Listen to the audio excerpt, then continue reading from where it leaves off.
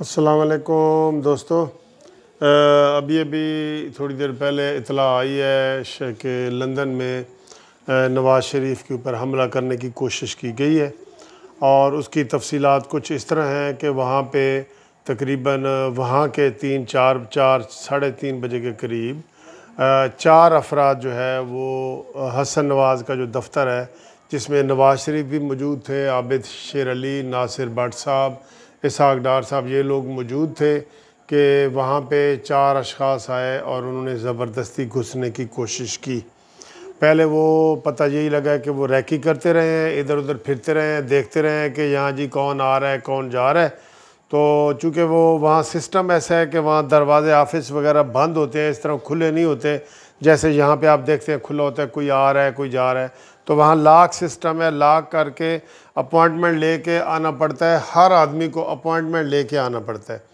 तो वहाँ पे ये हुआ कि जनाब जब हसन नवाज साहब अपने दफ्तर से बाहर निकलने लगे तो उन्होंने अपने लिए दरवाज़ा खोला तो एक आदमी वहाँ, चारों आदमी, वो फिर पहला आदमी था वो आगे घुसने की कोशिश करने लगा अंदर।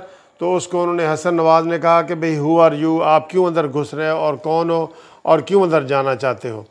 तो उसने कहा, फिर उसने ये अल्फाज कहे कि आप पाकिस्तान में अपने मामलात ठीक करें, settle your issue in Pakistan, ये उसके अल्फाज थे इंग्लिश में, ठीक है जी। Settle your issue in Pakistan, आप पाकिस्तान में अपने मामलात ठीक करें। तो उन्होंने कहा आप कौन हो, ये है वो किया। तो इसी दौरान जो है वो नासिर भट्ट साहब और आबिद शेर अली और ये सारे बाहर निकल आए और वहाँ पे 8-10 बंदे इकट्ठे हो गए और उसमें जो है वो उनसे नासिर भट्ट ने पूछा कि भाई तुम कौन हो, क्योंकि उन्होंने 3 बंदों ने निकाब ओढ़े हुए थे, सर से भी और इधर से भी सिर्फ उनकी ऐसे एक आंख नज़र आ रही थी, ठीक है। और एक आदमी था जो गंजा सा था और वो लग रहा था, वो पाकिस्तानी नहीं लग रहा था, वो ब्लैकिश लग रहा था, साउथ अफ्रीका टाइप इस तरह के मुल्कों का। तो उसने कहा, उसको पूछा कि हु आर यू, तुम कौन हो। तो उसने कहा आई एम पाकिस्तानी, मैं पाकिस्तानी हूँ। तो उसने कहा तुम मुझे अपना कार्ड दिखाओ। तो उसने कार्ड नहीं दिखाया और इस तरह वो वहाँ पे बहस करने लग गया और उसको वो कहने लगे कि तुम इधर आए क्यों हो। और इसी दौरान पता चला कि एक आदमी गाड़ी में बैठ के वीडियो भी बना रहा है, वीडियो, ठीक है। तो वो पता चल गया वीडियो का, तो वो वहाँ पे आबिद शेर अली साहब वहाँ पे गए दौड़ के और गाड़ी वाले को कहा कि भाई तुम कौन हो और तुम वीडियो क्यों बना रहे हो। तो उसने कहा जी कि तुम आबिद शेर अली हो ना। उसने कहा जी हाँ मैं आबिद शेर अली हूँ। तो और फिर उन्होंने कोई ऐसी बात नहीं की। इसी दौरान जो है वो नवाज शरीफ के जो पीपल्स नून लीग के वर्कर थे और आबिद शेर अली और इन लोगों ने पुलिस को कॉल कर दी। तो जब पुलिस को कॉल की तो फिर ये जो लोग जो है वो वहाँ से भागे, वो गाड़ी वाला भी भागा और यही भागा। तो बज़ाहिर ये लगता था कि वो पूरी प्लानिंग के साथ आज उधर हमला करने आए हैं, क्योंकि गाड़ी में जो वीडियो बना रहा था वो भी शख्स, अब उनको ये लोग तो पकड़ नहीं सकते थे, वहाँ पे असूल होता है कि जी आप पुलिस को इतला करें। तो पुलिस को जो ही उन्होंने इतला की 15 उनका जो भी है सिस्टम, तो वहाँ पे जो है वो भागे हैं, चारों भागे हैं और भाग गए हैं, ठीक है। तो ये बड़ा इंतहाई ख़तरनाक है।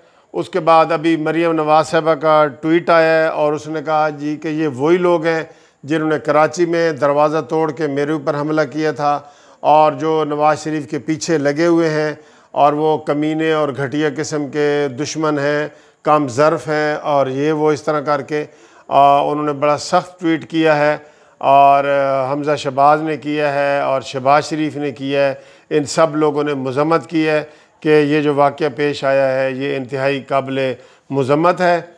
और देखें अभी किसी के ऊपर किसी ने इल्ज़ाम नहीं लगाया तो फ़ौरन ही जो हुकूमती तर्जमान है इमरान खान का, शहबाज गिल, उसने कह दिया है कि जी अगर वहाँ पे वो महफूज नहीं है तो वो पाकिस्तान में आए, उनको जेल में हम पूरी सिक्योरिटी देंगे और ये इतने घटिया लोग हैं ये खुदा की कसम कि किसी के मरने के ऊपर भी, किसी के बीमार होने के ऊपर भी, किसी के तकलीफ़ के ऊपर भी ये तंज से बाज नहीं आते। طنز سے باز نہیں آتے. تو اس نے طنزیہ وہ کہا ہے کہ جی اگر وہاں پہ بھی وہ محفوظ نہیں ہے تو ان کو پاکستان بلائیں, ہم ان کو جیل میں پوری سیکیورٹی وہ دیں گے. تو یہ حالات ہیں, یہ آپ کو میں اپڈیٹ کر رہا ہوں, لیٹ نائٹ ساری چیزیں آپ کے سامنے لائے ہیں.